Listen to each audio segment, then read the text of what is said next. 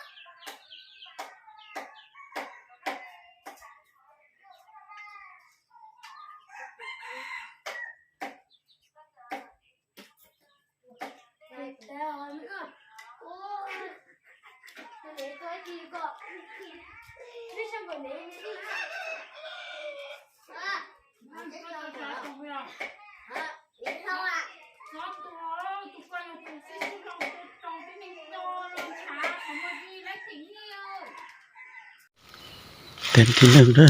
สำหรับวันที่28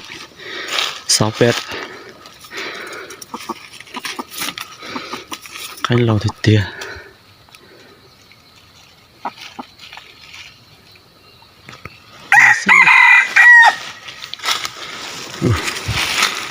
ชิมลูกเดี๋ยวเจ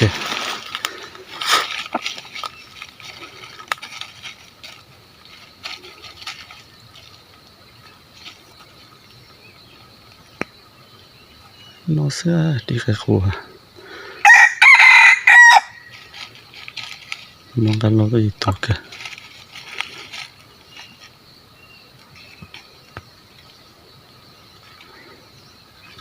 แต่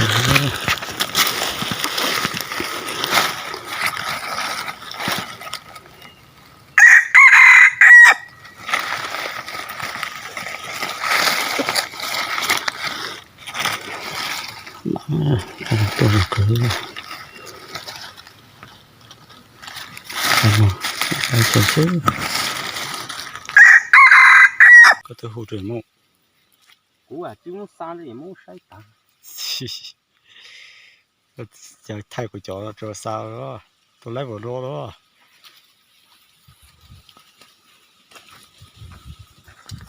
เดี๋ยวมูหูกูติดจุบอะไรเนาะกูมูชินก็ต่อที่ใกล้ที่จุดของเต้ก็ถ้าต่อตัวไล่ที่จุดก็ชิมุตัวใกล้มอนโมหูโมขัดโชกแล้วก็จะทอดดีเลยลองจ้อมลองเจนจ้อมคอก็ตัวใกล้ลงตัวนั้นขัดโชกแล้วก็โมตัว